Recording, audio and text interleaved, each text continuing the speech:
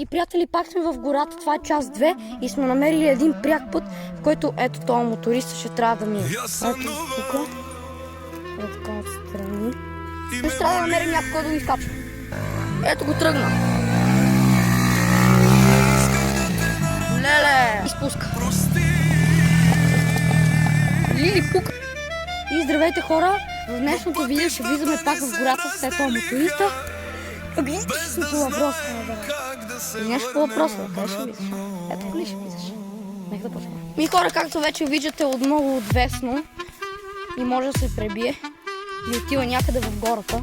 Както виждате, сме на посредничество. Тя, Ара, отиди, паш мотора. Вие ще минаваш, пускаш тук. Айде, ти отиди. Ето, и хора, през това време ние ще го чакаме тук и ще го снимаме.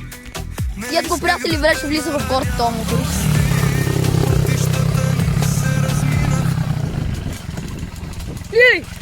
Like and subscribe, friends, to keep you safe. Аре, трябва да се абонирате и за да се изкачи обратно.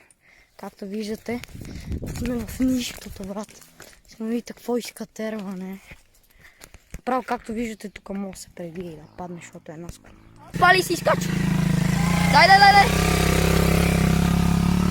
Бра! Добре, Кристи, вече си готов с твоя мотор и сега е ред на моя. Ето.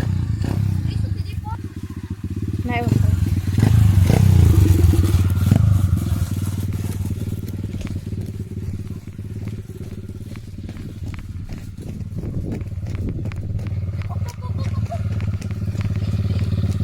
приятели, сега е мой ред, аз пак да се върна догоре.